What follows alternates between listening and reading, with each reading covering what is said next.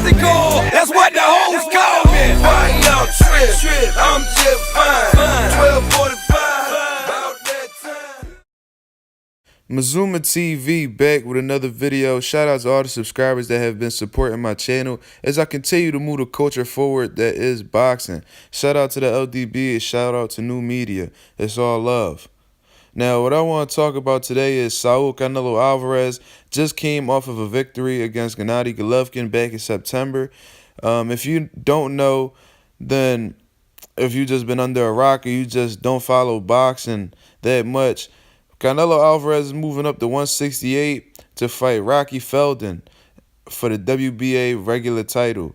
Now, that came off as a shock to a lot of people, including me. I would have never thought that after unifying a division and not defending his titles that he would move up to super middleweight. Seems to be taking like a Mikey Garcia kind of approach.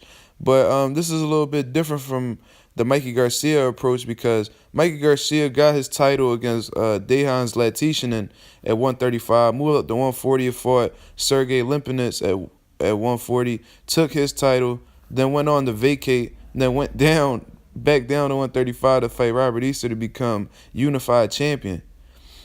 But with Canelo's situation, him already being the unified champion at middleweight, he's talking about staying at 168 pounds. This is something that I have been seeing for the past couple days, probably like for the past week. I've been seeing the idea of Canelo going around saying, well, not the idea. I've been seeing Canelo going around telling the media that he's thinking about staying at 168 pounds. So I don't know why he wants to take this approach. I don't know why he's been thinking about that. I think it's absolutely ridiculous. And if he were to go about it this way, I would be very disappointed, man.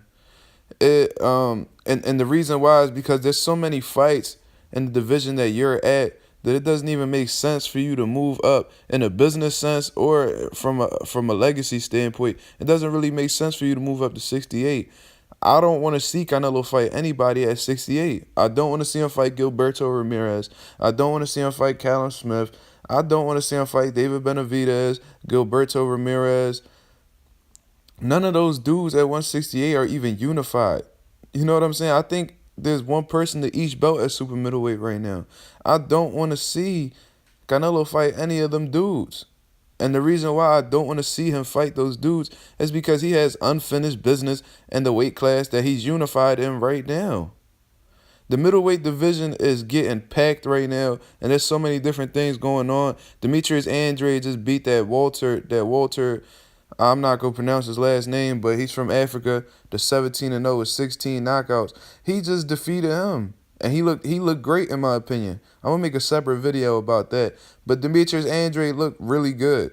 He is getting a lot of criticism for the business moves he's been making, and he's just been making some terrible choices, but for the most part, he's a very talented fighter. I would love to see a fight between Demetrius Andrade and Canelo Alvarez. Who wins the fight? I don't know. That's for the boxing fan to debate about amongst other boxing fans. But for the most part, I don't know who's going to win that fight. That's something that I would like to see. Jamal Charlo just waiting around for a title shot. And for what I'm hearing that he might be accepting some step-aside money. You know what I mean?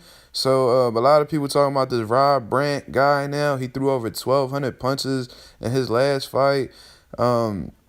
Gennady Golovkin is still in the mix. I ain't hear him renounce his retirement. Shit. I mean, I wouldn't mind seeing a trilogy between Canelo and Gennady Golovkin. You know what I mean? It was a draw the first time. Canelo won the second time. What's up with a third? We need to get something going on, man. Sorry about that. But he has so many different situations. And not to mention Daniel Jacobs versus Sergey Derevyanchenko. That's going on. I believe that's going on this weekend, this Saturday coming up. I think it's the last fight on HBO boxing. The winner of that, I would like to see that as well. And I believe Daniel Jacobs, he's still with Matchroom Boxing. They could fight each other on the zone. It would make business sense. Demetrius Andrade is on the zone. I watched this fight on the zone. You know what I mean? So these fights are definitely capable of happening. These people, it might be a little bit more difficult with Jamal Charlo being on PBC, but from what I understand, I don't think he has any ties with any networks. So that fight could happen easily too. It's just so many different routes that Canelo could go that the boxing fans would be satisfied with. But he decided to take a route where none of the fans want to see him go that route. You know what I mean? So it's kind of disappointing that Canelo is taking this fight. Hopefully, this is just a stay busy fight. Maybe he's using Rocky Felding's size because there's a huge difference in size between Canelo and Rocky Felding. Maybe he's using that as a way to get ready for Jamal Charlo's size. Like, I don't know exactly what he's doing because I feel like he used Chavez Jr.'s size to get ready for Triple G. You know what I mean? He's probably moving about this strategically, but I'm not sure, man. I'm really not. If he stays at this weight, he's talking about he just wants to see how he feels. You know what I mean?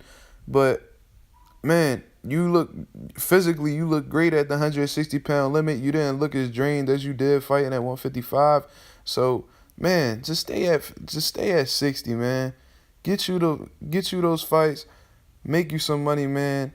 You already got that $365 million deal. You might as well use that as you're already getting the money. You might as well just fight the guys, man. Try to solidify your legacy as a middleweight champion. You already solidified your legacy in the junior middleweight division. You fought Austin Trout, Eris Landy Lara, beat those dudes. So, man, and Miguel Cotto. You know what I mean? So you made a name. And in middleweight, you fought Gennady Golovkin. You fought a guy who was once the boogeyman in his division. So I can't take credit away from you. But there's so many different fights that you have to continue proving yourself. You know what I mean? Andre Ward said in this boxing game, these fans are never satisfied. You had to keep proving that you're great. That's just the game. That's how it goes, man. So you had to continue proving yourself and show that you're the best in this boxing game. But those are my thoughts on that, man. Let me know what y'all think in the comment section below. That's my thoughts. That's my belief. That's my opinion. Let me know if you guys agree or disagree. This is Mazuma TV. Shout out to New Media and LDBC. Much love, and I'm out.